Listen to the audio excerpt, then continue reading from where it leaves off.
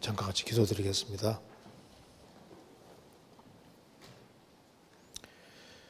자비로우신 우리 아버지 하나님, 오늘도 저희들을 한자리에 불러 모아주시고 또 하나님을 찬송하며 또 주의 거룩한 말씀을 배우게 해주신 것을 감사합니다. 이 시간 주 성령께서 함께 해주시고 하나님 말씀으로 우리 영혼을 환하게 비춰주시고 마음속에 여러 가지 궁금한 의문들이 해결될 수 있도록 도와주시옵소서. 그리고 주님의 복음과 영광을 위해 살 수 있는 마음을 더욱 일으켜 주옵소서. 또 내일부터 있을 수원교회 대전도 집회 가운데 함께 해주시고 말씀을 증거하시는 분, 또 새로 말씀을 듣는 모든 분들 마음을 붙잡아 주시고 이번에 많은 사람들이 구원함을 얻을 수 있도록 역사해 주시고 도와주옵소서. 또 이를 위해서 같이 기도하며 준비한 그 모든 손길에도 함께 해주셔서 주님께 영광과 찬송이 돌아가는 귀한 집회가 되도록 도와주시고 우리 모두를 귀하게 사용해 주옵소서. 주변에 잃어진 영혼들이 너무나도 많이 있습니다. 그 영혼들에게 정말 주님의 복음을 담대하게 증거할 수 있도록 도와주시고 많은 사람을 주님 품으로 인도할 수 있도록 도와주옵소서. 오늘 모든 시종 주 성령께서 함께 해주시고 우리에게 필요한 말씀을 허락해 주옵소서. 주 예수 그리스도 이름으로 기도하옵나이다. 아멘. 성경 욥기 23장 찾겠습니다. 욥기 23장입니다.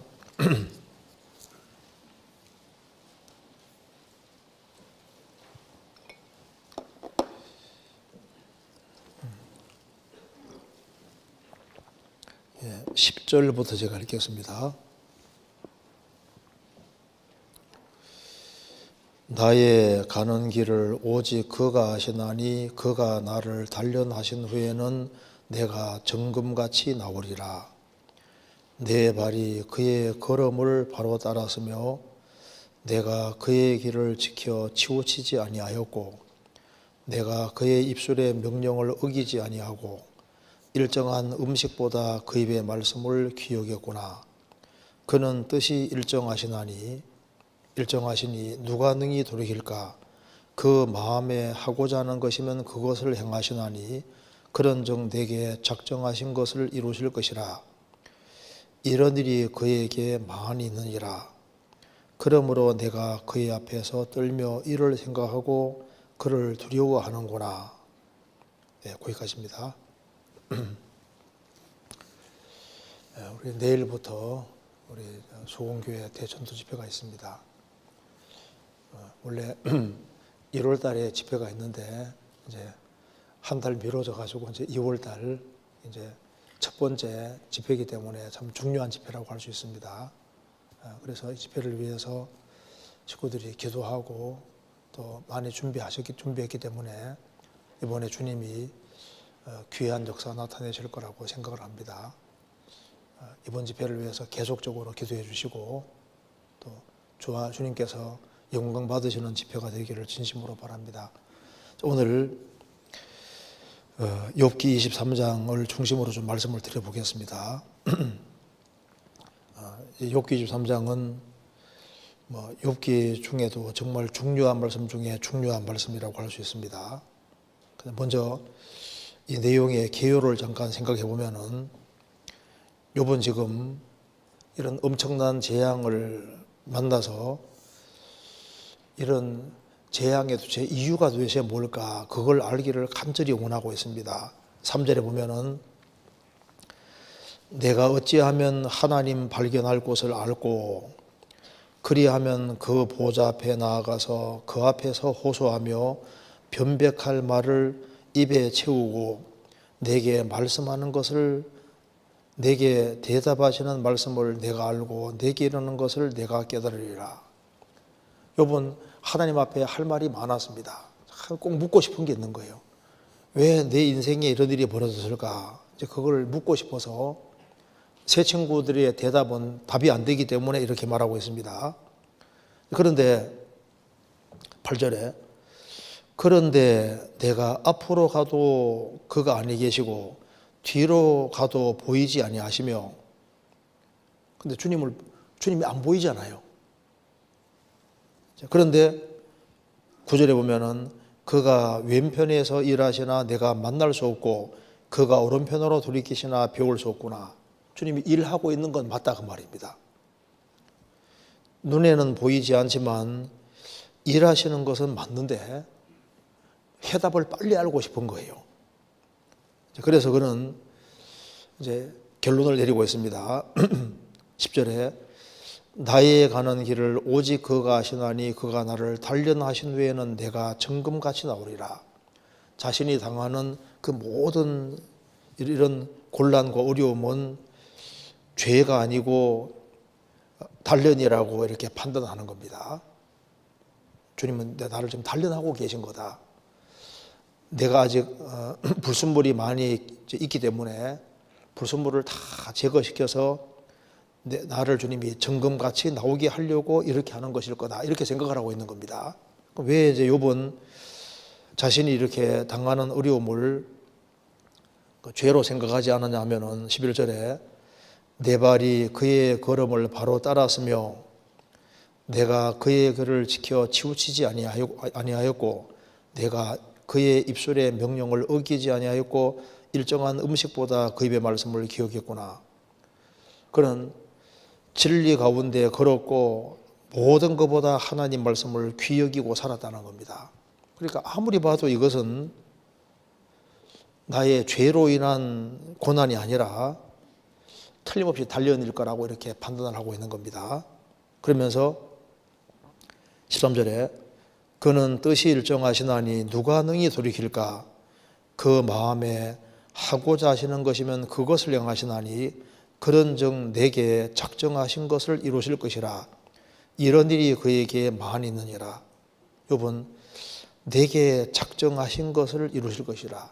틀림없이 하나님이 나에게 무슨 계획이 있을 거다 이렇게 판단하고 있는 겁니다. 그러니까 뜻이 있는 고난이라고 판단하고 있는 겁니다. 13절, 15절에 그러므로 내가 그의 앞에서 떨며 이를 생각하고 그를 두려워하는구나. 도대체 무슨 계획이 있긴 있는데 계획을 안 알려준다 그 말입니다. 틀림없이 무슨 엄청난 계획이 있을 것 같은데 모르겠으니까 제발 빨리 하나님 내게 해답을 알게 해달라고 이렇게 말하고 있는 겁니다.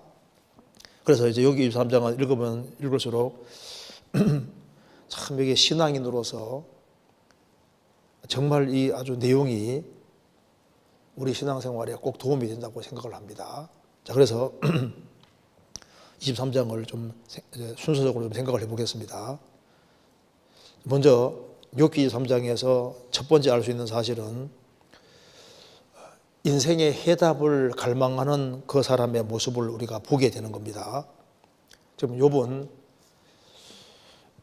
왜 내가 신앙생활을 잘했음에도 불구하고 왜 내 재산이 한꺼번에 다 날아가는 일이 생길까? 왜 내가 애중지에 키웠던 10명의 자녀가 그것도 맏형의 집에서 그냥 맏아들 집에서 그냥 한꺼번에 그냥 몰살하듯이 다 죽어버리잖아요. 그리고 몸 전체가 병이 들고 이런 아주 가장 그 당시에 높았다고 할 수 있는데 제일 밑바닥까지 내려가 버린 거예요. 이제 이런 일에 대해서 이유를 알고 싶은 겁니다. 그래서 여기에 2절에 3절입니다. 내가 어찌하면 하나님 발견할 것을 알고 하나님 앞에 가서 얘기하고 싶은 거예요. 그리하면 그 보좌 앞에 나아가서 그 앞에 호소하며 변백할 말을 입에 채우고란 말은 막 할 말이 많은 거예요. 내게 대답하시는 말씀을 알고 내게 이루시는 것을 내가 깨달으리라.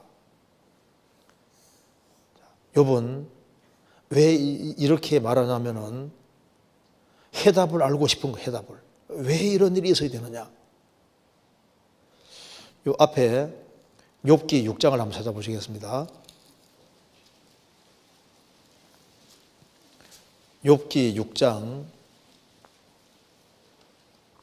5절.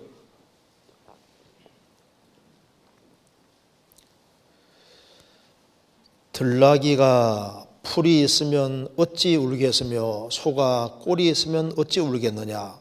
싱거운 것이 소금 없이 먹히겠느냐. 닭이 알 흰자위가 맛이 있겠느냐.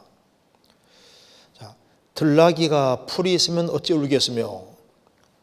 자, 들나귀가 막 배가 너무 고플 때 풀이 있으면 풀을 좀 안 웁니다.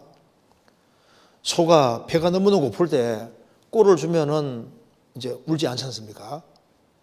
그리고 싱거운 것에는 소금 없이는 잘 먹기 어렵잖아요.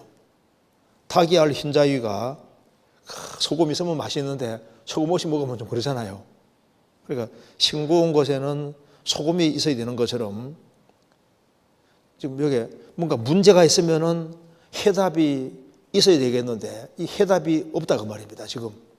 그러니까 들나귀는 배고플 때 풀이 있으면 되고 소는 꼴이 있으면 되는 것처럼 닭이 알 흰자위 먹을 때 그 소금이 있으면 적절하지 않습니까?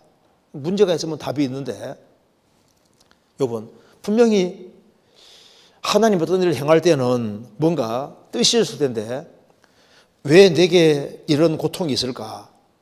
새 친구하고 변론해봐도 답이 안 나오니까 이제 내가 하나님께로 직접 나아가서 내 입에 말을 가득히 세우고 하나님 앞에 물어보고 싶다는 겁니다.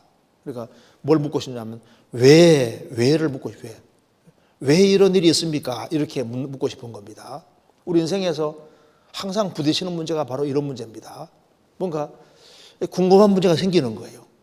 그래서 성경에 수도 없이 많이 나오는 말씀이 어찌하여 왜 그렇습니까? 그 말이 계속 나오는 거예요. 시편 보시겠습니다.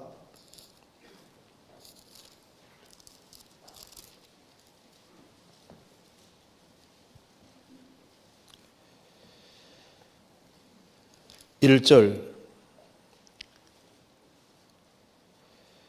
여호와여 어찌하여 멀리 서시며 어찌하여 환난 때에 숨으시나이까. 여기도 어찌하여 그러죠. 여호와여 어찌하여 멀리 서시며 왜 관망만 하고 계십니까?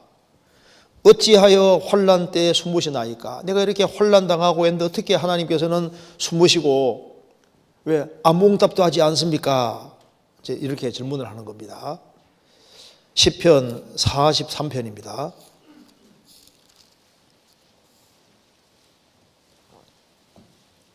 2절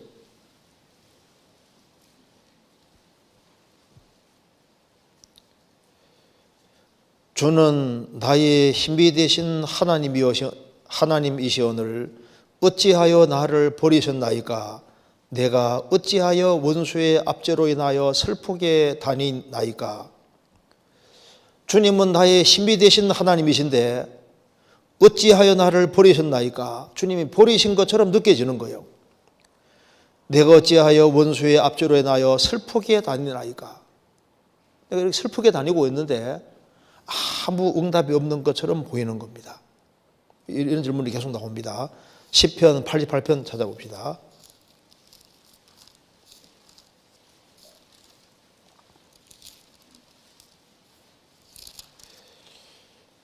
14절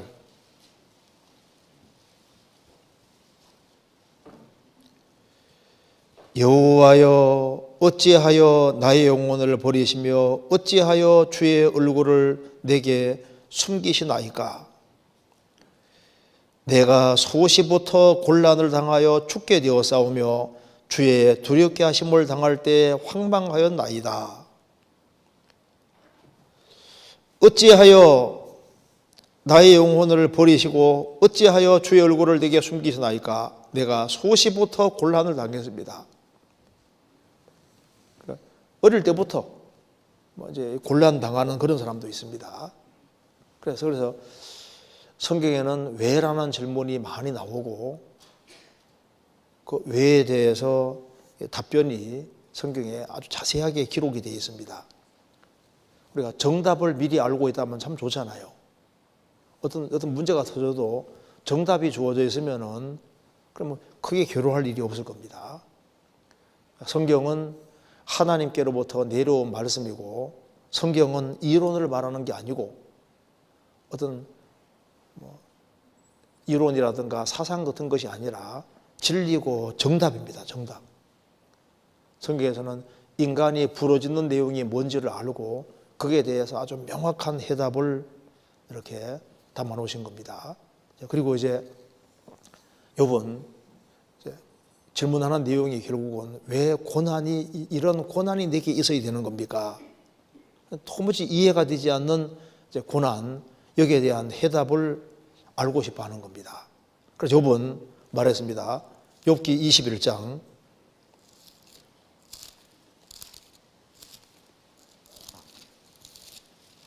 21장 7절 여기도 어찌하여 왜입니다. 어찌하여 악인이 살고 수를 누리고 세력이 강하냐. 의인은 욥 같은 의인은 고통을 받고 악인은 어찌하여 왜 잘 살고 장수하고 세력이 강하냐. 이게 뭐 세상을 보면은 뒤죽박죽인 경우가 너무 많습니다. 악을 행하는 사람이 승승장구하고 진리 가운데 행하는 사람이 아주 고통을 받고 모순적인 상황이 너무나도 많이 벌어지고 있는 겁니다. 그래서 욥은 어찌하여 이 말을 계속 반복하고 있는 겁니다. 왜 이런 일이 있냐 그 말입니다. 성경은 정확히 답을 하고 있습니다. 자, 왜 악인이 이 세상에서 끝까지 잘 되어가는 일이 있고 의인이 어려움을 당하는 일이 왜 벌어지느냐. 지금 왜 이걸 잘 이해를 못하냐 하면은 하나님의 관점과 인간의 관점이 다릅니다. 하나님은 사람을 딱 보실 때 육체와 영혼을 항상 염두에 두고 일을 하시는 거예요. 금세와 내세를 항상 염두에 두고 일하십니다. 그런데 현대인들은 사람 어떤 현상을 볼 때 육체, 금세 요 딱 두 개로만 모든 사물을 보려고 하는 거예요. 그래서 금세가 전부고 7, 80이 전부고 육체가 인생의 전부라고 생각을 하니까 세상 만사 보면 헷갈리게 보이고 이해가 안 되는 겁니다. 하나님은 한 사람을 딱 보실 때 육체 그리고 죽지 않는 영혼, 금세와 영원한 내세를 다 염두에 두고 인생 만사를 다스리고 계신 거예요. 그래서 사람은 사람 속이 안 보이지만 하나님은 사람 속이 다 보입니다. 열왕기상 8장에 주만 홀로 인생의 마음을 다 아심이니이다. 하나님은 사람의 마음을 다 아셔요. 새로 알아야 될 것이 없는 분입니다. 그래서 하나님 만든 세상에 살면서 끝까지 하나님을 등지고 스스로 영원과 영원한 세계 그리고 영원한 내세, 영혼에 관한 것에 대해서 스스로 자신을 차단시키고 육체가 전부고 금세가 전부라고 아주 고집을 하는 사람들, 하나님에 대해 스스로 이제 자신이 하나님께로 오는 모든 손길을 거절하고 오로지 금세와 육체가 전부라고 스스로 고집하는 그런 사람 같은 경우는 하다 안 되면 주님이 내버려 두는 거예요. 그래서 성경에 내어버려 두셨다. 그런 말이 성경에 나옵니다.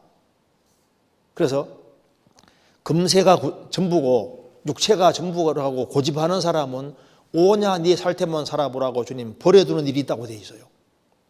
그래서 그런 사람 같은 경우는 하나님께서 오냐 네 살 때만 살아보라고 하면서 필요한 것을 다 주고 넘치게 해주는 일이 있다고 성경에 되어 있는 겁니다. 그래서 악인임에도 불구하고 승승장구하고 만사가 형통하고 잘 돼가는 일이 있는데 죽음 딱 건너가는 순간에 경각간에 음부에 떨어진다고 성경에 말하고 있습니다.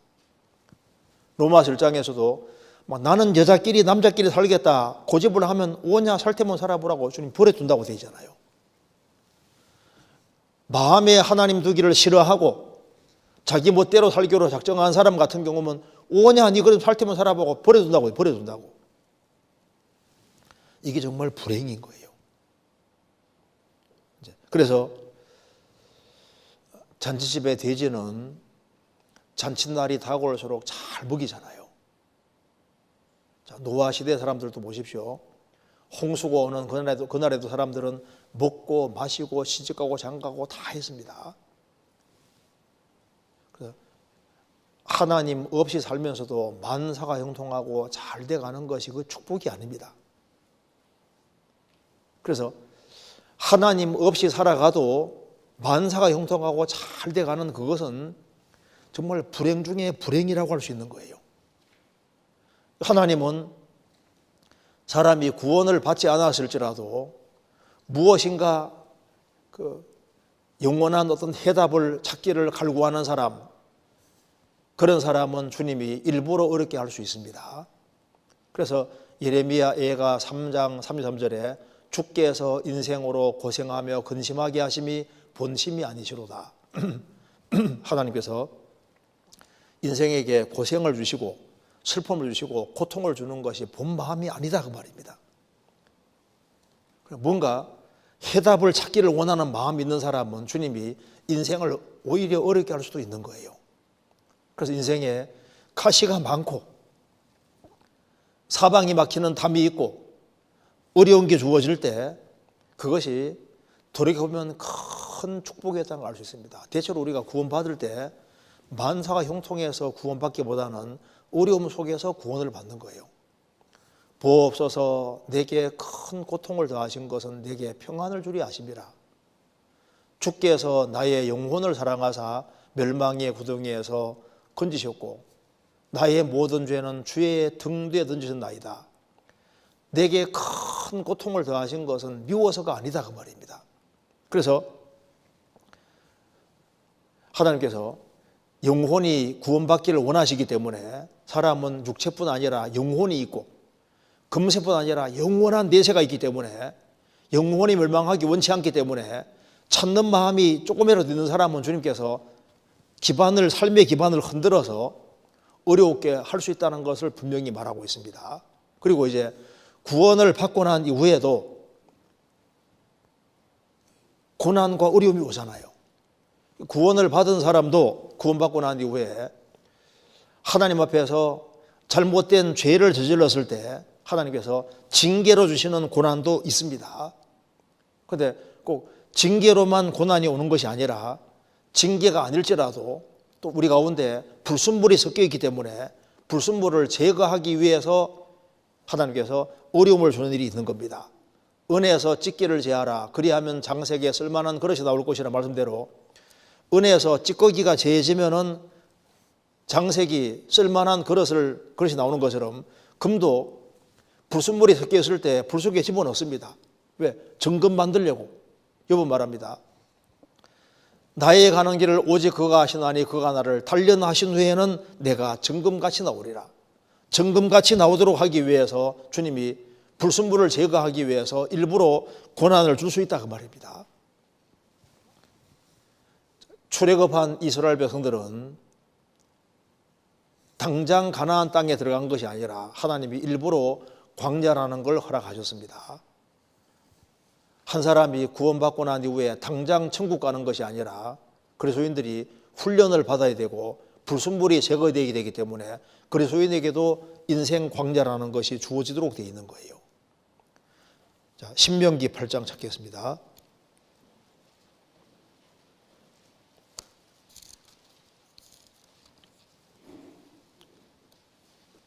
신명기 8장 2절입니다.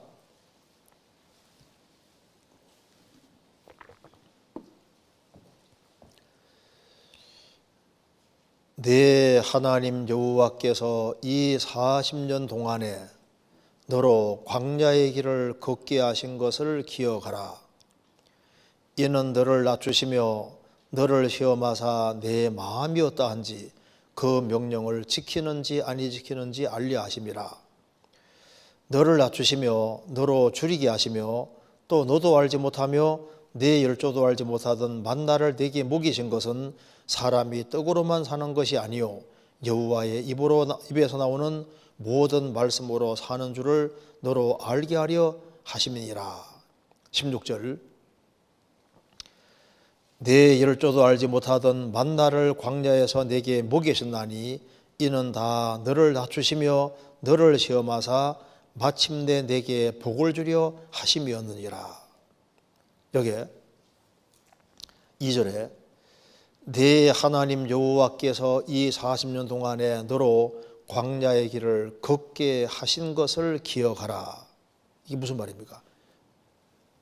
스스로 광야 길을 가는 게 아니라 이 40년 동안에 너로 광야의 길을 걷게 하신 것을 기억하라. 하나님이 일부러 걷게 하셨다 그 말입니다. 출애굽한 이스라엘 백성들에게, 에집트를 나온 이스라엘 백성들에게 막바로 가나안 땅 주지 않고 일부러 하나님이 광야를 일부러 통과하게 만드신 거예요. 그것처럼 한 사람이 구원을 받으면은 천국 갈 때까지 무조건 천국에 끌어들이는 게 아니라 일부러 광야의 길을 하나님께서 일부러 걷게 만드신다 그 말입니다. 그러니까 욥이라는 사람도 광야 길을 통과해야 되고 그리스도인들도 광야 길을 통과해야 되는 겁니다. 이건 하나님이 정하신 코스입니다. 이게 광야의 길입니다. 길을 걷게 하신 것을 기억하라. 이 코스에 속하는 겁니다. 한 사람이 구원받으면은 걸어가야 될 길이 있는데 그 길 안에 광야가 틀림없이 있는 거예요. 그러니까 광야의 길을 걷기 싫어도 주님이 일부러 걷게 만드신다 그 말입니다.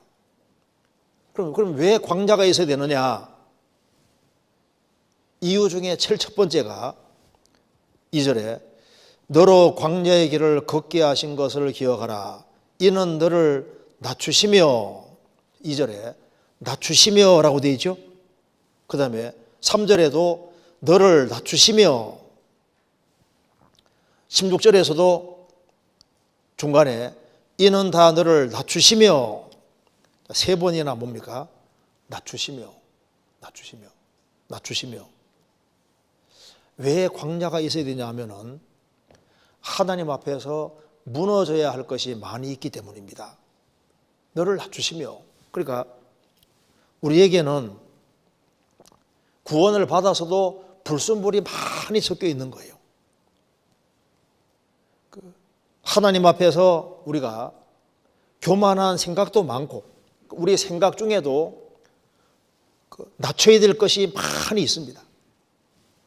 우리가 지금까지 배워온 것들이 많지 않습니까? 여러 가지 이론들이 많이 있는데 이것도 다 부서져야 됩니다. 구원받기 전에 내가 가지고 있던 여러 가지 생각들, 교만한 생각들, 이 마음속에 높은 것들이 많이 있는데 이것이 다 부서져야 되기 때문에 이는 너를 낮추시며, 구원을 받아서도 목이 곧은 것이 많고 자기 주관들, 자기 주장들, 주님 앞에 꺾이지 않는 것들이 많이 있는 거예요. 이걸 꺾는 곳이 어디냐? 이게 광야인 겁니다. 그래서 여기 낮추시며 아직까지 교만한 것이 많이 있는 거예요. 그러니까 그걸 꺾는데 제일 좋은 길이 뭐냐면 이게 광야인 겁니다. 광야. 시달리는 속에서 하나씩 꺾여가는 거예요. 우리가 하나님 아는 것을 대적에도 빠진 것이 많이 있습니다. 여기서 부서져 가야 되는 거예요. 그리고 우리에게는 찌꺼기가 많이 있습니다. 욥이 나를 단련하신 후에는 내가 정금같이 나오리라. 아직은 정금이 아니다 그 말입니다. 불순물이 많이 있는 거예요. 그래서 이제 금이 불 속에 들어갔다가 나오고 들어갔다 나오고 두들겨 맞고 그렇게 하는 속에서 이제 불순물이 제거돼 가는 거예요. 우리 마음 속에 찌꺼기들이 많이 있는데 이 찌꺼기들이 이게 제거돼야 되는 겁니다. 그래서 2절 중간 이는 너를 낮추시며 이게 첫 번째입니다. 그리고 너를 시험하사 내 마음이 어떠한지 그 명령을 지키는지 아니 지키는지 알리하심이니라. 그래서 광야가 왜 있어야 되냐면은 우리의 마음이 드러나기 위해서입니다. 내 마음이 어떠한지 사람이 자기도 자기 마음을 잘 몰라요. 그래서 어떤 어려움이 주어져야만 몰래 있는 마음이 드러나게 되는 겁니다. 그렇잖아요. 그러니까 평상시에는 잘 믿고 있는 것처럼 보이는데 어떤 어려운 문제가 딱 주어지면은 그때 당황해하면서 속에 있는 원래 모습이 딱 드러나게 되는 거라고요. 가정생활 속에서도 어려운 문제가 딱 부딪히면은 그 속에서 서로의 마음이 드러나잖아요. 그렇죠? 뭐 자녀 문제가 생긴다, 시댁 문제, 친정 문제가 생긴다, 무슨 문제가 터지면은 그때 속에 있는 본래 마음이 딱 드러나게 되는 거라고요. 청춘 남녀가 사귈 때도 어려움이 없을 때는 잘 몰라요. 어려운 문제들이 땅 터지면 거기에서 본래 모습이 딱 드러나게 되는 겁니다. 그래서 왜 광야라는 것이 필요하냐 하면은 우리를 낮추기 위해서, 우리의 불순물을 제거시키기 위해서, 또 한 가지는 우리 본래 마음을 정확히 드러내시는 겁니다. 드러내서 내 마음이 어떠한지 그 명령을 지키는지 아니 지키는지 알려하심이니라. 주님께서는 정말 그리스도인이 하나님만 사랑하는 것인지, 모든 것보다 하나님을 정말 존중하는 것인지, 정말 하나님 말씀을 지키는 것인지, 그렇지 않은 것인지 그걸 알고 싶어 하시는 거예요. 그 명령을 지키는지 안 지키는지, 어려움 없을 때는 지키는 것처럼 보이잖아요. 근데 어려움이 딱 주어질 때도 말씀을 지키면은 그것이 주님 보실 때 합당한 겁니다. 그리고 3절에 너를 낮추시며 너로 줄이게 하시며, 광야에서는 하나님이 일부러 줄이게 하셨습니다. 세상에서 배고픈 것만큼 힘든 것은 없는 거예요. 그래서 경제적으로 주님께서 아주 어렵게 할 수도 있습니다. 주님께서 왜 줄이게 하셨냐 하면은, 왜 광야라는 게 필요하냐 하면은 인간은 육체만 있는 것이 아니라는 걸 주님이 깨닫게 해주기 원하시는 겁니다.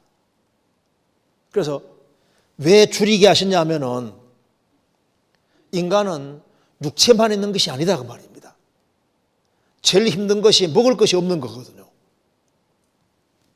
그런데 이 줄이게 하시고 그 다음에 뭘 주셨냐면은 너도 알지 못하며 내일 줄도 알지 못하던 만나를 내게 먹이신 것은, 그러니까 줄이게 해놓고 하나님이 하늘을 만나 주셨잖아요. 왜 그렇게 했냐면은 이는 사람이 떡으로만 사는 것이 아니요 여호와 입에서 나오는 모든 말씀으로 사는 줄을 너로 알게 하심이니라. 왜 하나님께서 먹을 것을 딱 제한시켰냐 하면은 인간은 육체만 있는 것이 아니다 그 말입니다. 사람이 떡으로만 사는 것이 아니고 더 중요한 영혼이 있기 때문에 여호와 입에서 나오는 모든 말씀으로 사는 줄을 너로 알게 하려 하심이니라.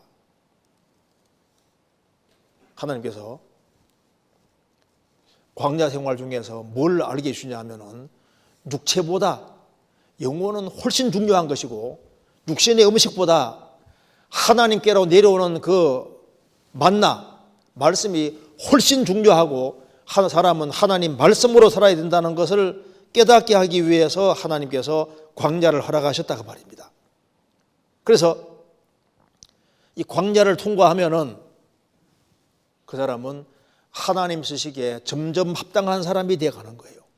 그래서 광야를 통과하기 전과 후는 분명히 다릅니다. 하나님이 허락하시는 시험을 통과하지 않은 사람과 통과한 사람이 다를 수밖에 없는 거예요. 그리고 이제 이 광야를 통과하는 속에서 이스라엘 백성은 뭘 봤습니까? 하나님이 역사하시는 걸 봤잖아요. 이 광야 40년 생활하는 속에서 거기에서 하나님이 낮에는 구름 기둥, 밤에는 불 기둥으로 인도하시는 것을 봤고 하늘에서 만나가 내려오는 걸 경험했잖아요. 하나님을 직접 체험했습니다. 만사가 형통하고 잘 돼갈 때, 그때보다는 어려움이 주어질 때 그 속에서 하나님을 많이 알게 되고 하나님께로부터 체험받게 되고, 그래서 광야 통과하면은 실제로 자기가 더 낮춰지게 되고 더 겸손한 사람이 되고 그리고 더 믿음이 확고한 사람이 되고 신령한 것이 깨달아지는 그런 일이 벌어지는 거예요. 그래서 16절에 내 열조도 알지 못하던 만나를 광야에서 내게 먹이신다니 이는 다 너를 낮추시며 너를 시험하사 마침내 내게 복을 주려 하심이었느니라. 왜 광야라는 걸 주셨느냐? 미워서 주셨느냐? 아니다 그 말입니다. 정말 복을 주시려고 하나님께서 이런 광야를 허락한 것이었다. 너희들을 생각했고 너희들을 사랑했기 때문에 이렇게 한 거다 그 말입니다. 그래서 시편 136편은 이 말씀을 받아서 설명하고 있기를 감사하라고. 일부러 하나님이 광야를 통과하게 했을 때 뭘 해야 되느냐? 정말 감사해야 된다고 얘기를 하고 있는 겁니다. 시편 136편 보시겠습니다.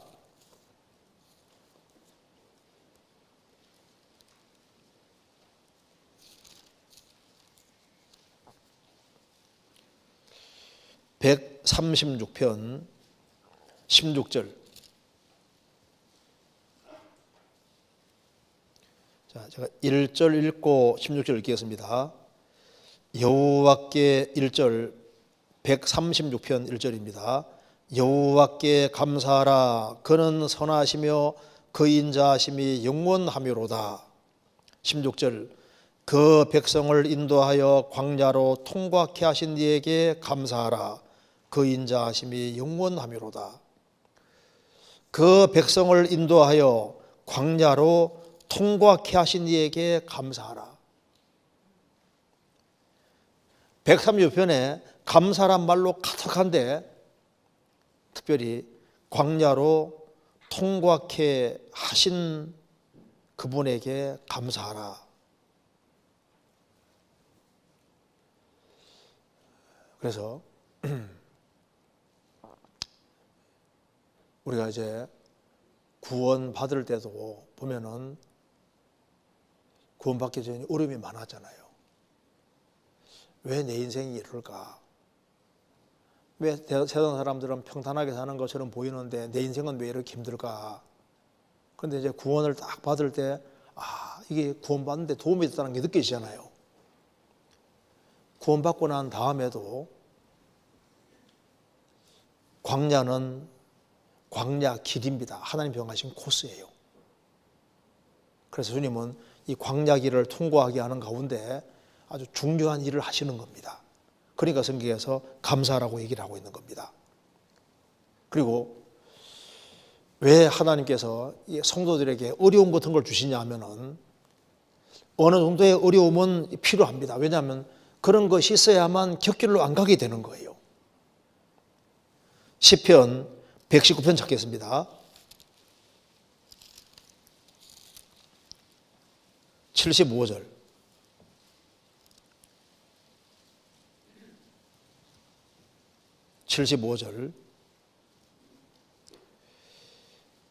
여호와여 내가 알거니와 주의 판단은 의로우시고 주께서 나를 괴롭게 하심은 성실하심으로 말미암음이니이다.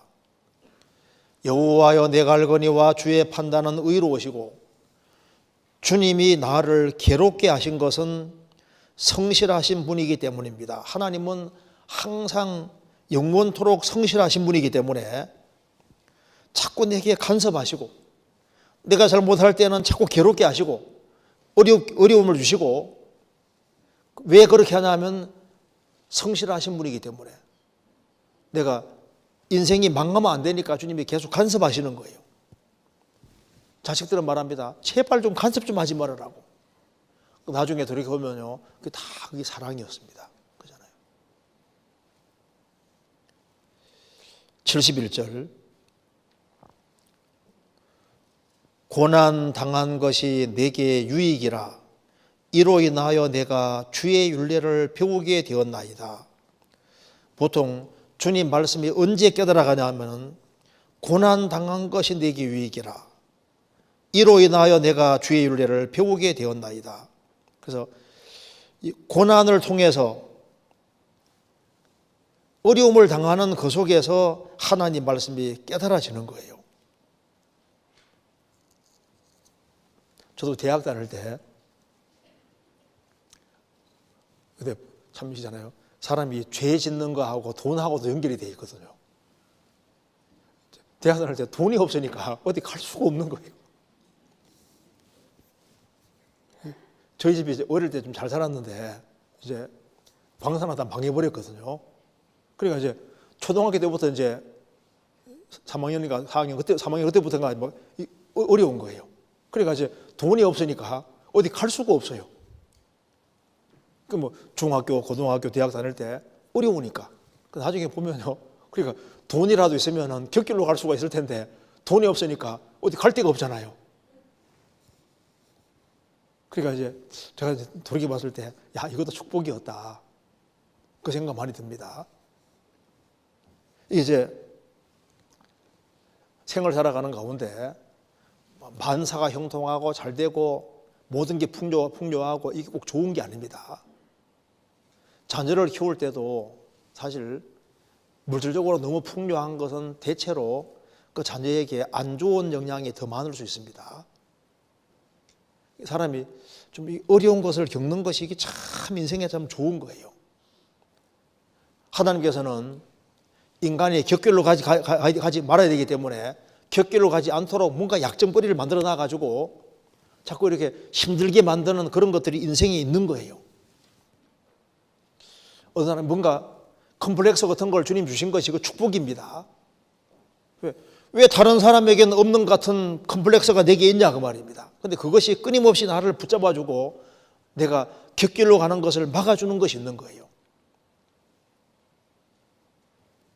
자, 주님이 사람에게 여러 가지 어려운 것을 허락하시는데 그 중에 하나가 곁길로 걷는 것을 막는 겁니다. 뭔가 인생에 가시 같은 걸 딱 두신 것이 있으면요, 그것이 나를 계속 붙잡아주는 것이 있는 거예요. 왜 하나님이 성도에게 어려운 것을 허락하시느냐? 하나님만 의지하는 걸 배우게 하기 위해서입니다. 하나님만 기대게끔 하는 걸 배우게 하기 위해서 고난을 주시는 겁니다. 고린도후서 1장입니다.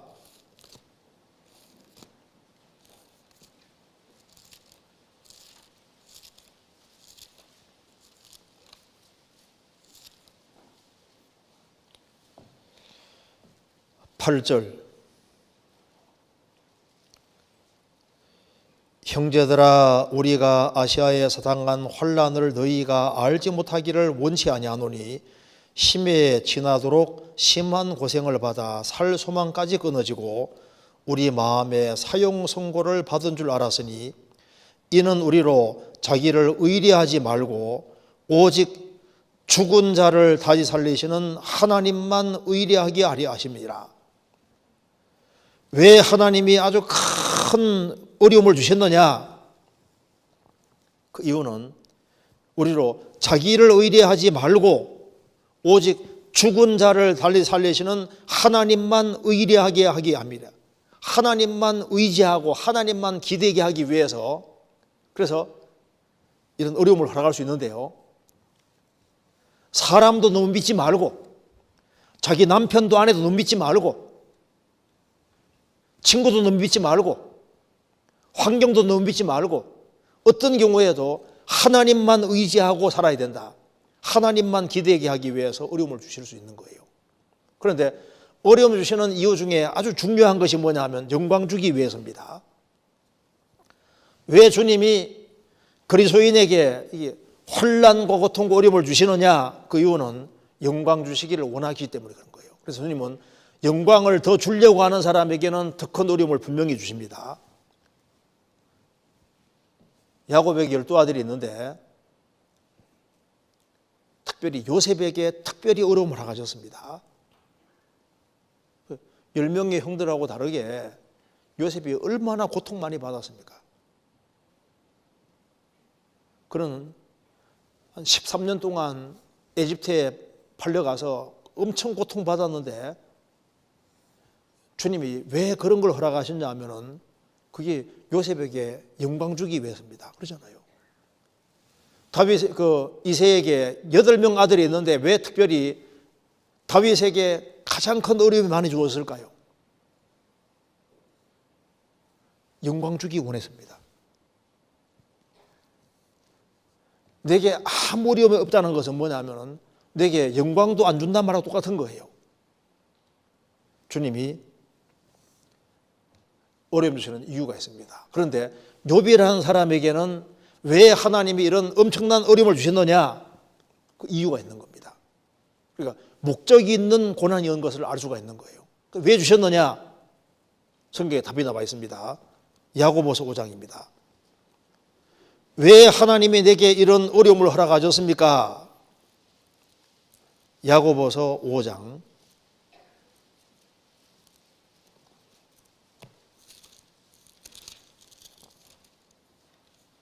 10절.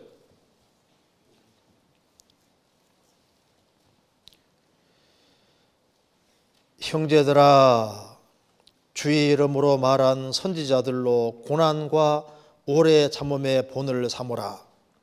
보라, 인내하는 자를 우리가 복되다 하나니 너희가 욥의 인내를 들었고 주께서 주신 결말을 보았거니와 주는 가장 자비하시고 긍휼히 계시는 자신이라.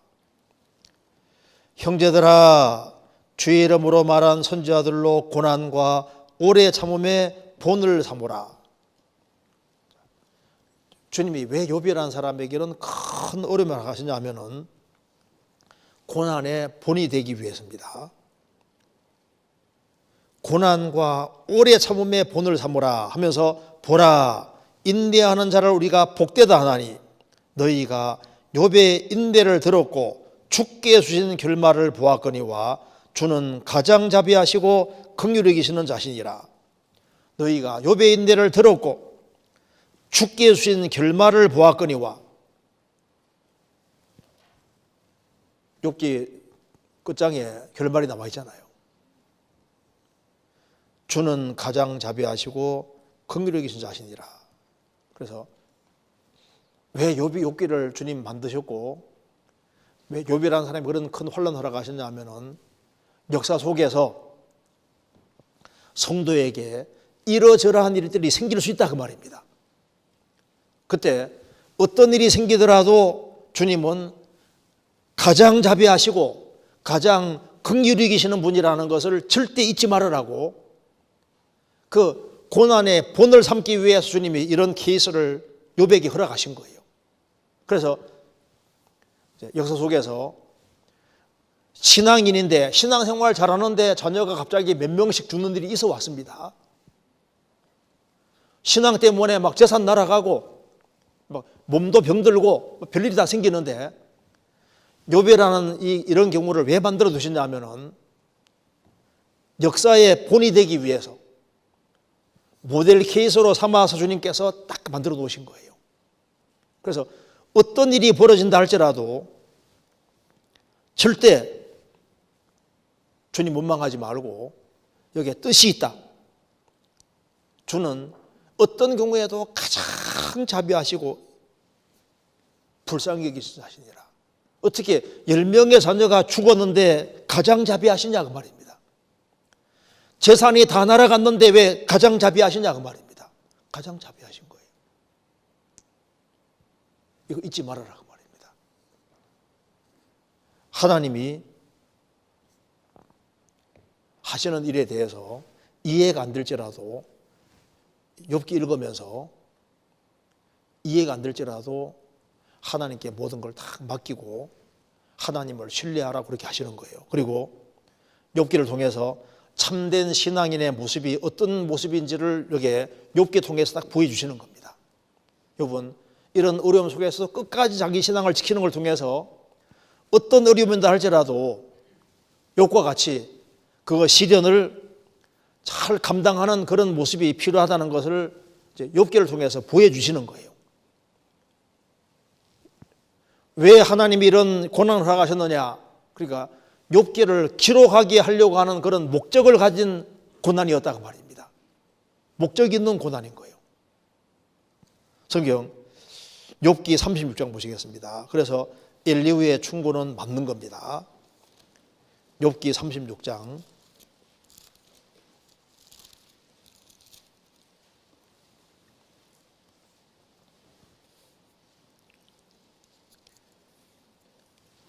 18절 욥의 세 친구는 욥을 위로할 수 없었습니다. 그래서 욥과 욥의 세 친구의 말을 다 듣고 난 이후에 엘리후가 이제 욥을 충고하는데 이 충고가 아주 옳은 충고였습니다. 욥기 36장 18절에 욥에게 하는 말입니다. 너는 분격함을 인하여 징책을 대적하지 말라. 대속함을 일이 큰즉 스스로 그릇되게 말지니라. 이게 대속함을 얻을 일이 큰적이라고 했습니다. 그러니까 욥이라는 사람이 아무리 의롭다 할지라도, 너가 아무리 어렵다고 할지라도 너가 구원되는 것은 바로 대속으로 구원되는 거니까. 그래서 예수님이 이 세상에 오셔서 피로써 죄값을 지불하시는 그 대속으로 구원되는 거니까 너가 그렇게 의롭게 살았어도 그거 너무 내세우지 마라. 너가 아무리 착하게 바르게 의롭게 살아왔다 할지라도 대속보다는 크지 않지 않느냐. 너는 어떤 경우에도 대속으로 구원받는 거다. 너는 예수님의 공로로 구원받는 것이고 예수님 피를 흘려주시고 값을 지불하시는 이것 때문에 구원되는 것이지 너가 의롭게 살한 거 그거 너무 많이 내세우는 건 합당하지 않지 않느냐. 일깨워주고 있는 겁니다. 어떤 경우에도 우리는 예수님 대속으로 구원받는 겁니다. 그리고 여기에 20절에 너는 밤 곧 인생이 자기 곳에서 재함을 받는 때를 사모하지 말라. 삼가 악으로 채우시지 말라. 내가 혼란보다 이것을 택하였느니라. 욥은 너무너무 힘드니까 하나님 나 죽여주십시오. 나 빨리 데려가 주십시오. 이렇게 말을 했는데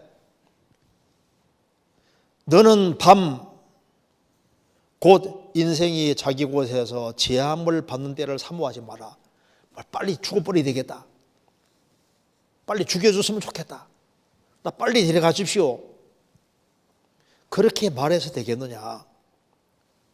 너가 하나님이 주시는 혼란이면 기꺼이 받아야 되는데 너는 그거보다 차라리 죽여주십시오. 이걸 택해서 되겠느냐. 아무리 어려움을 당해도 나 좀 죽여주십시오. 이렇게 말하면 안 된다고 말입니다.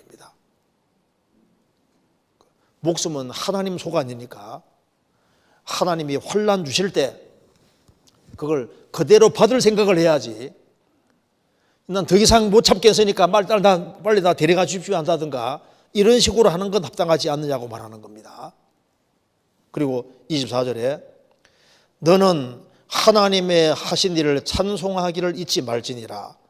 인생이 그 일을 노래하였느니라. 너는 하나님의 하신 일을 찬송하기를 잊지 말지니라. 이런 엄청난 재앙을 당한다고 해서 할지라도 그래도 하나님은 찬송을 받아야 될 분이 아니냐. 그러니까 하나님 하시는 일에는 뜻이 있고 계획이 있으니까 어떤 경우에도 하나님께 찬송과 영광을 돌려야 되는 것이다. 그렇게 말을 했습니다. 그리고 37장 14절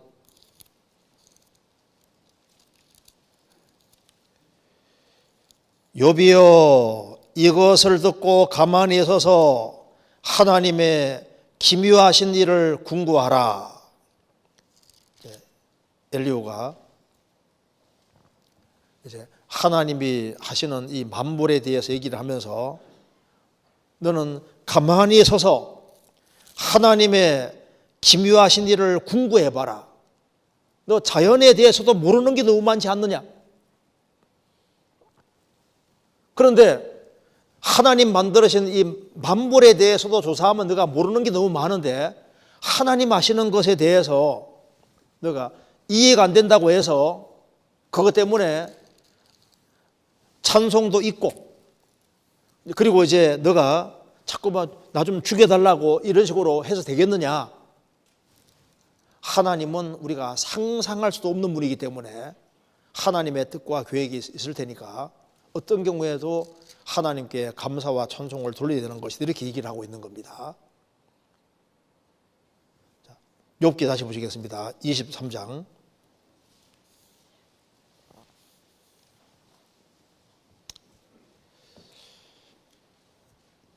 8절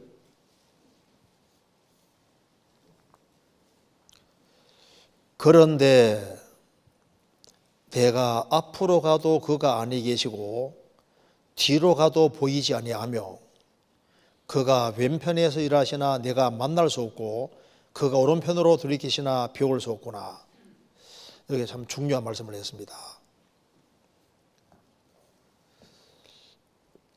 그런데 내가 앞으로 가도 그가 아니 계시고 뒤로 가도 보이지 아니하며 그죠? 하나님은 안 보이잖아요. 영이시니까 안 보입니다. 자, 하나님은 볼 수 없는 분입니다. 그래서 디모데전서 1장과 6장에 보면은 하나님을 볼 수 없다고 했습니다. 하나님은 볼 수 없는데 여기 잘 보시면요. 9절 그가 왼편에서 일하시나 내가 만날 수 없고 그가 오른편으로 돌이키나 배울 수 없구나. 하나님이 사람 가까이에서 뭘 하고 있습니까? 일하고 계신 거예요. 욥은 이걸 알고 있는 겁니다. 욥은 하나님이 추상적인 분이 아니라 눈에는 안 보이지만은 가까이에서 일하고 있다는 것을 알고 있는 사람인 거예요. 이게 신앙생활에 좀 중요한 겁니다. 예수님이 요한복음 5장 17절에서 말씀하시기를 내 아버지께서 이제까지 일하시니 나도 일한다. 세상에서 제일 바쁘신 분이 누굴까요? 이 우주 안에서 누가 제일 바쁘실 것 같아요? 마귀가 제일 바쁠까요? 누가 제일 바쁠까요? 개미가 제일 바쁩니까? 누가 제일 바빠요? 하나님이시라니까요. 왜냐하면 봐요. 하나님이 얼마나 바쁘시냐 하면은 지금 이 우주를 다 컨트롤해야 되잖아요. 그렇죠? 참새 한 마리도 허락 없이는 안 떨어집니다. 그렇죠? 그리고 지금 세계적으로 기도하는 사람이 얼마나 많아요. 그 기도를 일일이 다 들어야 되잖아요. 또 기도를 듣고 그걸 또 거기에 맞게끔 일을 해 주셔야 되니까 바쁘세요. 또 성경대로 역사가 흘러가게 만들어야 되고 그러니까 제일 바쁘신 분이 하나님이시라고. 그런데 하나님은 계시는데 안 보이잖아요. 안 보이니까 어찌하여 멀리 서서 계시기만 합니까? 하나님이 가만 계신 것이 아니라 일하고 있는 겁니다. 시편 보시겠습니다.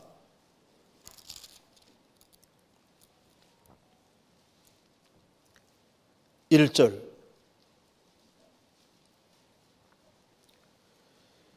여호와여 어찌하여 멀리 서시며 어찌하여 혼란 때에 숨으시나이까.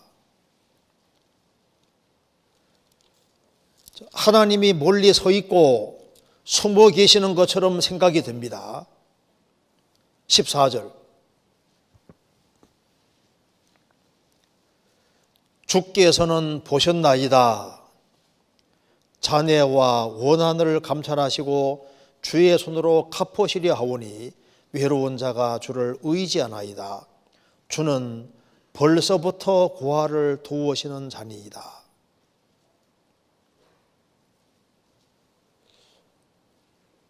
주님이 가만히 있는 것처럼 보였는데 신앙의 눈이 딱 뜨지면은 주께서는 보셨나이다. 보고 계시고 벌써부터 고아를 두으시는 자니이다. 일하고 있는 거예요. 예레미야 시대 때도 하나님이 가만히 계신 것처럼 보였지만은 하나님은 일하고 계셨던 겁니다. 예레미야 9장입니다.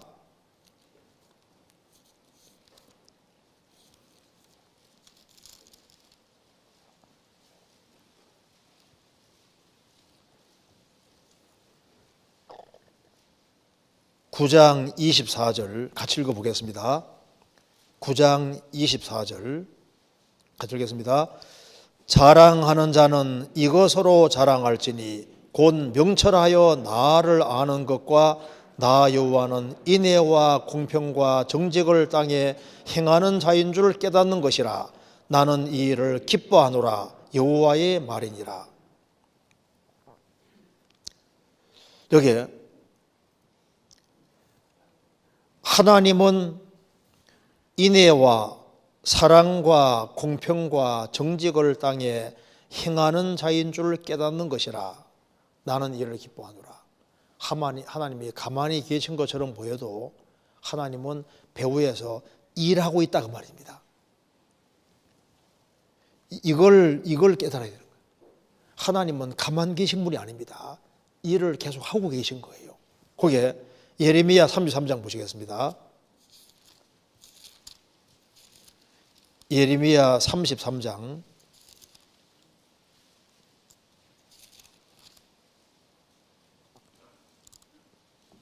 1절.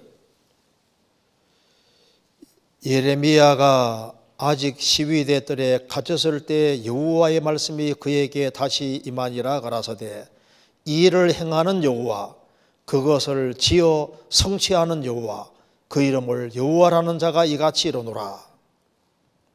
여기 이 일을 행하는 여호와 그것을 지어서 성취하는 여호와. 하나님은 이 일을 행하는 여호와입니다. 이사야 62장에도 여호와로 쉬지 못하시게 하라. 하나님은 일하고 계신 거예요. 지금도 우리 배후에서 일을 하고 있고 작업을 다 하고 계십니다. 그래서 하나님은 눈에 보이지 않지만 일하고 계시고 욥은 하나님 뵙기를 간절히 원했습니다. 그래서 적당한 때가 됐을 때 자신을 나타내 주시는 하나님이십니다. 욥의 소원이 뭡니까? 하나님 제발 좀 하나님하고 한번 대화하고 싶습니다. 그러잖아요.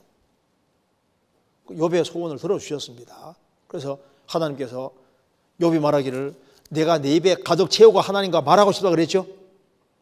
그래서 하나님께서 나타나셨습니다. 욥기 38장입니다.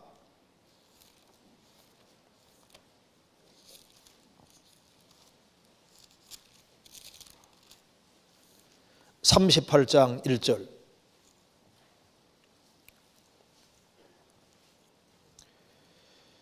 대 여호와께서 폭풍 가운데로서 욥에게 말씀하여 가라사대 무지한 말로 이치를 어둡게 하는 자가 누구냐? 너는 대장부처럼 허리를 묶고 내가 내게 묻는 것을 대답할지니라. 내가 입에 변백한 말을 가득히 채우고 하나님과 말하고 싶다고 했습니다. 하나님은 눈에 보이지 않지만 배후에서 일하고 계셨고 적절한 때가 되니까 하나님이 나타내 주셨습니다. 욥에게 나타나시잖아요. 그래서 폭풍 가운데로서 욥에게 말씀하셨습니다. 무지한 말로 이치를 어둡게 하는 자가 누구냐? 너는 대장부처럼 허리를 묶고 내가 내게 묻는 것을 대답할지니라 하면서 하나님이 물으십니다. 그래서 여기 이 내용이 뭐냐면 쭉 읽어보면은 너는 아느냐 아느냐 아느냐 아느냐 아느냐고 계속 물으셨습니다. 욥은 아는 게 없거든요. 그리고 또 한 가지는 너는 할 수 있느냐? 할 수 있느냐? 할 수 있느냐? 할 수 있느냐고 계속 물었습니다. 내가 이런 걸 하고 있는데 너 할 수 있느냐? 할 수 있느냐? 계속 물으셨거든요. 여러분, 뭘 알았냐면은, 하나님 앞에서는 내가 아는 것이 너무 없고 할 수 있는 게 너무나도 제한되어 있구나. 욥에게 하나님께서 말한 것이 뭐냐면은 딱 두 가지입니다. 내가 누군 줄 아느냐? 나는 전지하신 분이다. 나는 모든 걸 아는 분이다. 욥기 38장 이하가 바로 그겁니다. 나는 모든 걸 안다. 또 한 가지는 나는 모든 걸 할 수 있는 분이다. 두 가지 말씀한 겁니다. 나는 전지전능하신 분이다. 이렇게 말씀하신 거예요. 욥기 40장 9절입니다.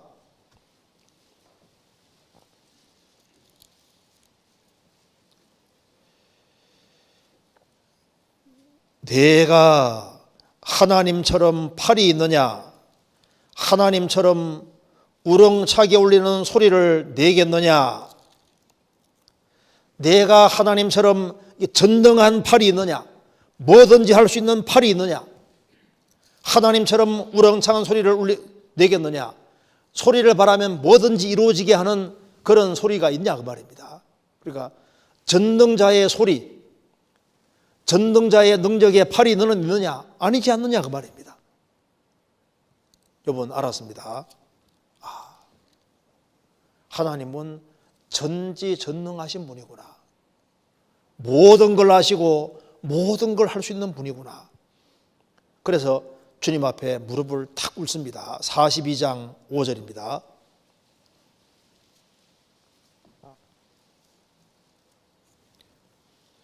내가 죽기에 대하여 귀로 듣기만 하였었더니 이제는 눈으로 주를 배움나이다.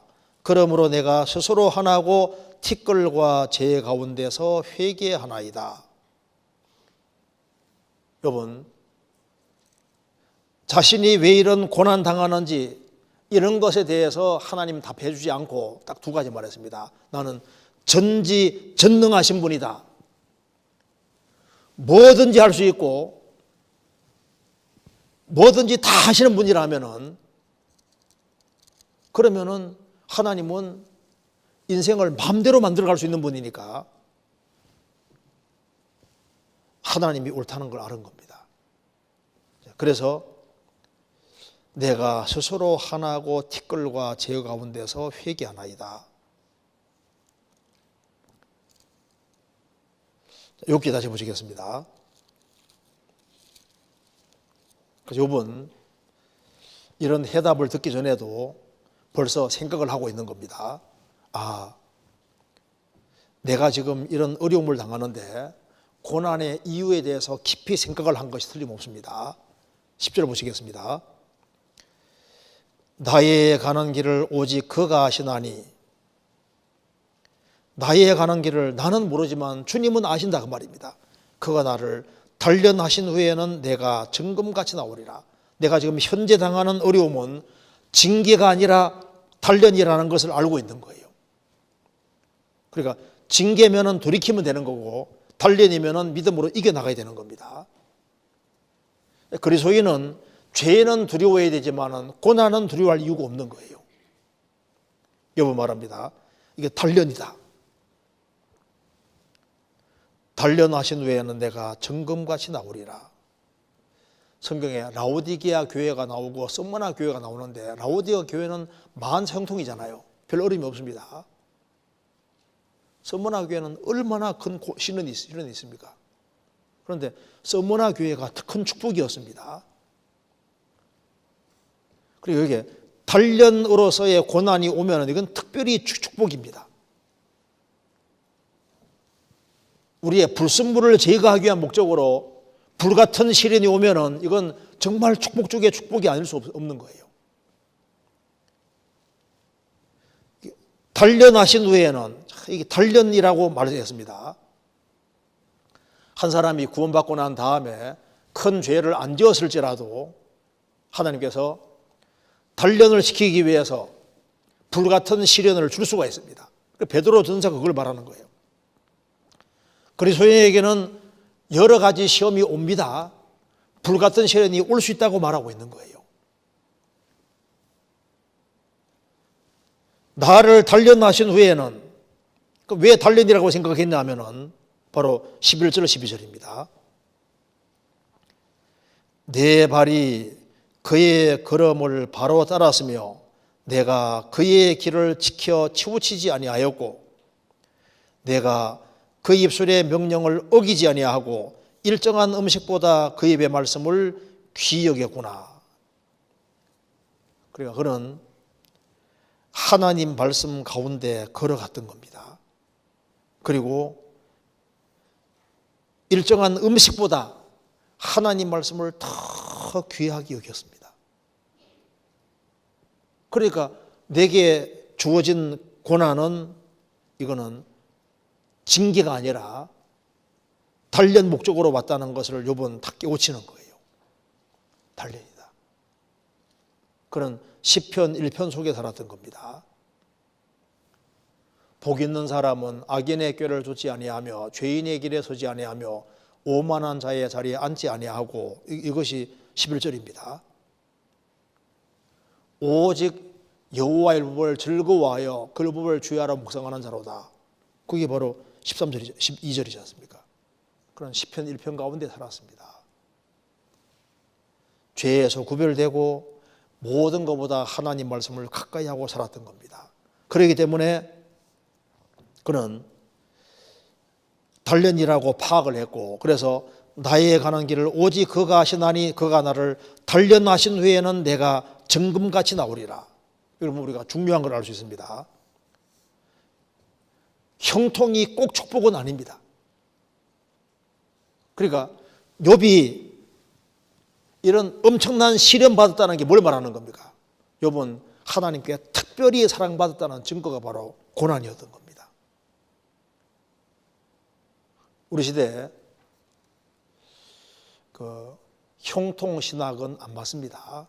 예수 믿으면 만사가 잘 돼간다, 형통한다. 그러면 욥 같은 경우 어떻게 되는 거예요? 성경에서 무조건 만사 형통이면요 정각간의 음보에 떨어진다고 되어 있잖아요. 예수 믿으면 무조건 육신적으로 잘 된다. 아닙니다. 바울 사도가 얼마나 고난을 많이 받았습니까? 잘 되면 좋지만은 항상 그런 게 아닙니다. 오히려 고난은 사랑의 증거가 되는 거예요. 하나님이 사람을 후하게 대접하는 증거가 오히려 어려움이 많은 것이 오히려 사랑의 증거가 되는 겁니다. 그래서 욥이라는 사람에게 왜 이런 특별한 어떤 시련이 주어졌느냐? 그거는 특별히 사랑받았다는 증거인 거예요. 그래서 하나님이 사람을 대접하는 방법 중에 아주 후하게 대접하는 방법이 뭡니까? 그게 바로 시련을 허락하시는 겁니다. 후한 대접인 거예요. 시편 13편 찾아봅시다.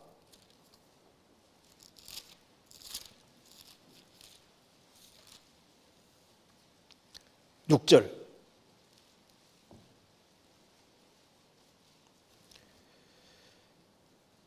내가 여호와를 찬송하리니 이는 나를 후대하심이로다. 자, 후대한다고 했는데 1절에 여호와여 어느 때까지니까 영영이 나를 잊으시나이까 주의 얼굴을 나에게서 언제까지 숨기시나이까 내가 나의 영혼에 경영하고 종일토록 마음에 근심하기를 어느 때까지 하오며 내 원수가 나를 서사경하기를 어느 때까지 하리이까. 여호와의 어느 때까지니까 영혼에 막 여러 가지 생각이 떠오르고 종일토록 마음에 근심하고 이런 것들이 하나님이 나를 후대했다는 증거다 그 말입니다. 그래서 하나님께서는 크게 끈을 쓰는 사람은 큰 고난이 있습니다. 주님이 사람을 만들어 가실 때 사용하는 중요한 것이 바로 고난이라는 겁니다. 틀림없이 고난이 있습니다.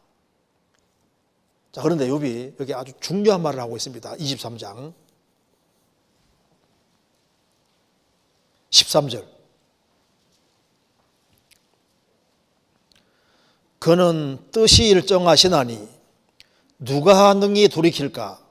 그 마음에 하고자 하시는 것이면 그것을 행하시나니, 하나님은 뜻이 일정합니다. 하고자 하는 것은 반드시 하셔요.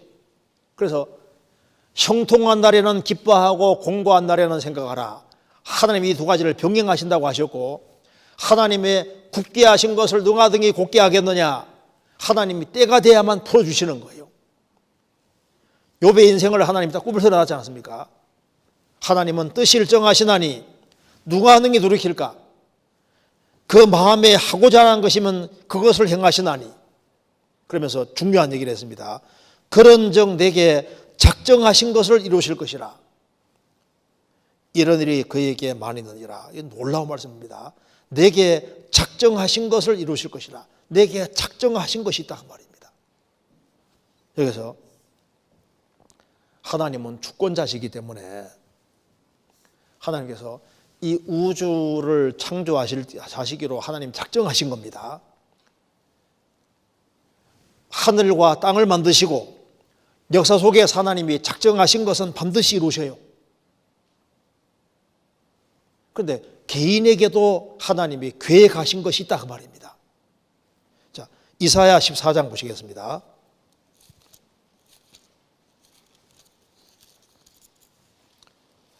(14장) 24절.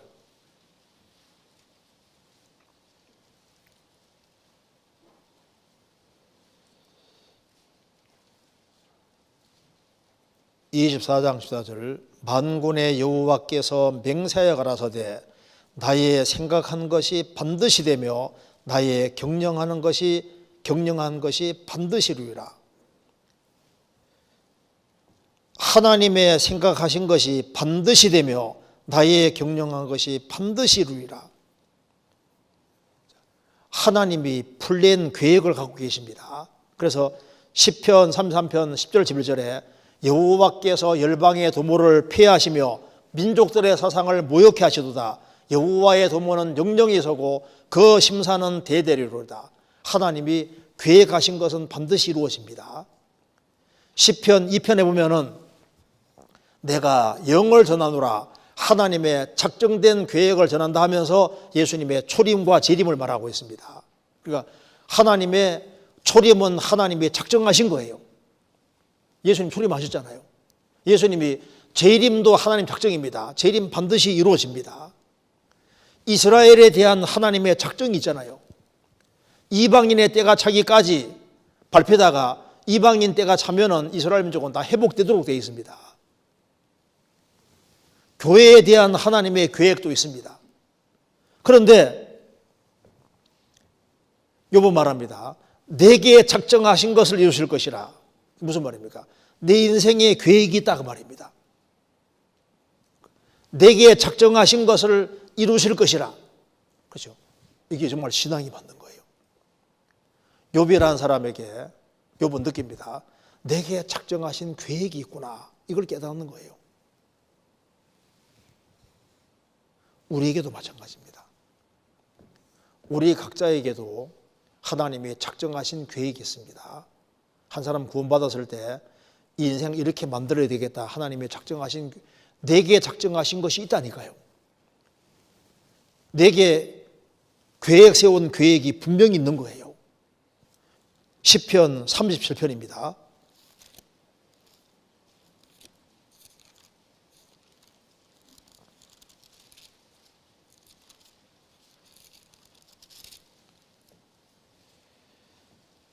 (5절)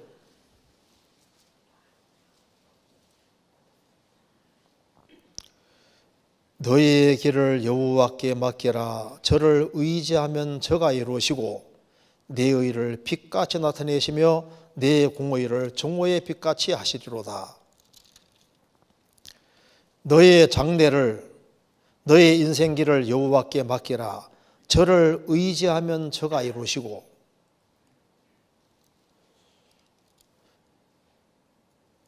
너의 장래, 너의 운명을 여호와께 맡기라.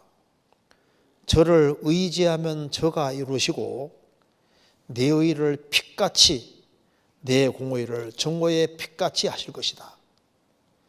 23절 같이 읽겠습니다.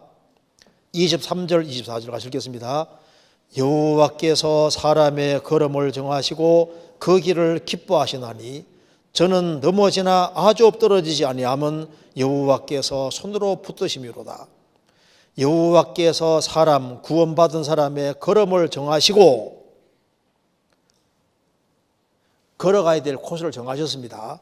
그 길을 기뻐하시나니 저는 넘어지나 아주 엎드러지지 아니하면 여호와께 손으로 붙드심이로다. 우리 각자에게 코스가 있습니다. 바울 사도도 나의 달려갈 길과 달려갈 길이 있는 거예요. 주 예수께 받은 사명 곧 하나님의 은혜의 복음 증거하는 일을 마치려 하면은 나의 생명을 조금도 교양을 여기지 아니하노라. 나의 달려갈 길과 그 바울 사도도 달려갈 코스가 정해져 있습니다. 바울 사도에게 작정한 계획이 있는 것처럼 사도 요한에게 정하신 코스가 있어요. 베드로에게 정하신 코스가 있고 욥이라는 사람에게 정하신 코스가 있는 것처럼 내 인생 코스도 주님이 정해 놓으신 겁니다. 나의 가는 길을 오직 그가 아시나니 그가 나를 단련하신 후에는 내가 정금같이 나오리라. 그리고 정금같이 나온다는 계획이 있는 겁니다. 불순물을 제거해서 정금같이 만든다는 계획이 있는데 하나님은 사람을 바꾸는 전문가입니다. 그렇죠? 인생을 가장 멋지게 바꾸는 전문가가 바로 하나님이신 거예요. 그래서 욥이라는 사람의 인생을 하나님께서 욥이 신앙생활을 정말 바르게 하려고 했기 때문에 주님 욥이라는 사람 인생을 얼마나 멋지게 작품으로 만드셨습니까? 그렇잖아요. 바울 사도 인생을 정말 멋지게 만드셨습니다.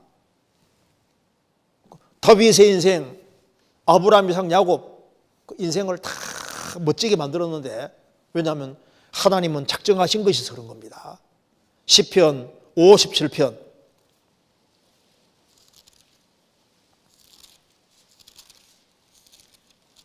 2절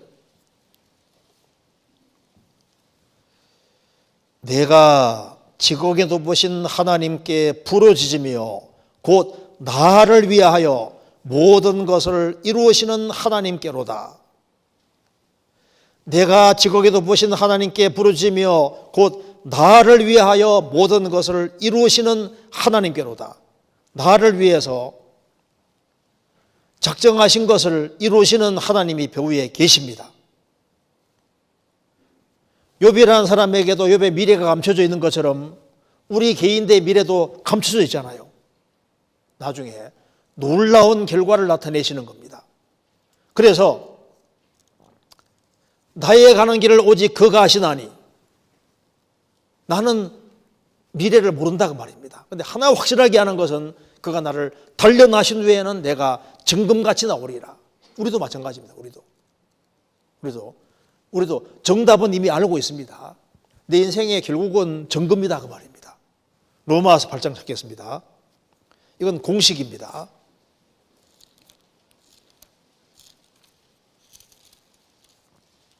(8장 28절)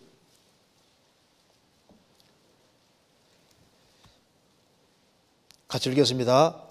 우리가 알거니와 하나님을 사랑하는 자 곧 그 뜻대로 부르심을 입은 자들에게는 모든 것이 합력하여 선을 이루느니라. 우리가 알거니와 하나님을 사랑하는 자, 구원받은 사람은 하나님 사랑합니다. 하나님을 사랑하는 자 곧 그 뜻대로 부르심을 입은 자들에게는 모든 것이 모든 상황이 함께 어우러져서 선을 이루느니라. 결국은 선입니다. 모든 상황이 어우러져서 선을 이루느니라. 정금같이 나오게 되는 겁니다. 그래서 이것은 공식입니다. 우리가 하나님 사랑하고 뜻 가운데 있고 뜻 가운데 살아가면은 모든 것이 어우러져서 선을 이루었고 우리 불순물을 다 떨어뜨리고 우리를 정금같이 나오게 했다는 것을 알게 되는 겁니다. 그러니까 그리스도인들은 정답을 이미 알고 사는 거예요. 내가 주님 진리 가운데 행하기만 하면은 정답은 선이고 정답은 정금인 겁니다. 나를 달리나신 후에는 내가 정금같이 나올 것이다. 그래서 욥기 23장을 자꾸 읽고 묵상해 보면은 이 속에 우리 신앙생활에 해당되는 중요한 답이 다 나와 있다는 걸 우리가 알 수가 있을 겁니다. 우리 그리고 이제 다음 주에 전도 집회가 있는데, 이번 주에 이제 월요일부터 집회가 있지 않습니까? 있으니까 집회에 최대한 많은 사람이 구원될 수 있도록 같이 합력하고 수고했으면 좋겠습니다. 같이 기도하시겠습니다. 자비로우신 우리 아버지 하나님, 저희들을 주의 보배로운 피로 구원해 주신 것을 감사합니다. 소망 없는 저희들에게 소망을 주시고, 그리고 주님의 영광을 위해 살게 도와주시는 것을 감사합니다.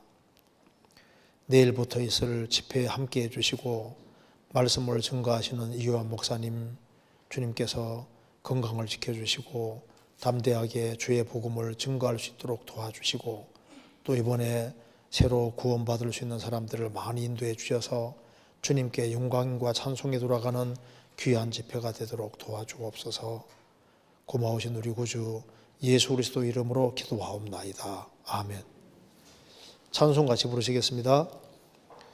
찬송, 은혜 찬송 167장입니다.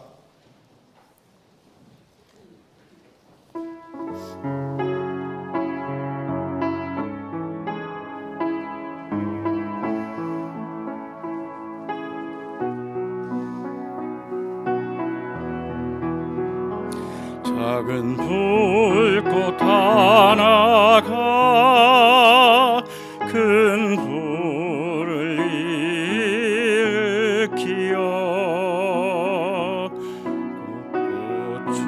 주의 사람들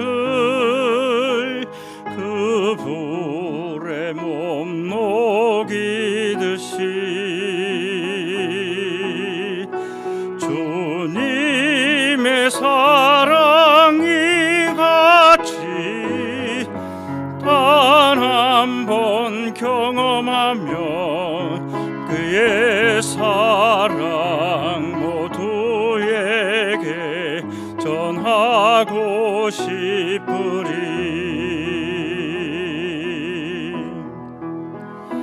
새싹이 돋아나면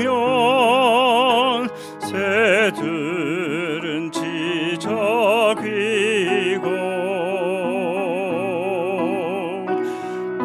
꽃들은 피어나 화창한 봄날이라네.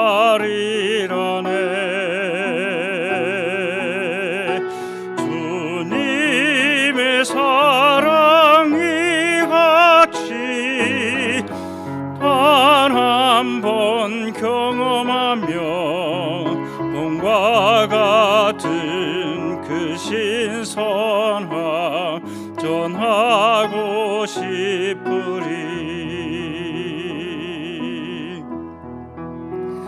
친구여 당신께 이 행복 전하고 싶소. 또 주는 당신의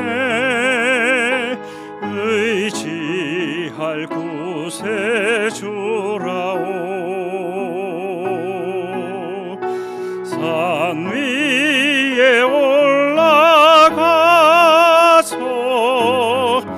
이 복음 외치면서 내게 임한 그의 사랑 전하기 원하네. 산 위에 올라가서 이 복음 외치며 내게 임한 그의 사랑 전하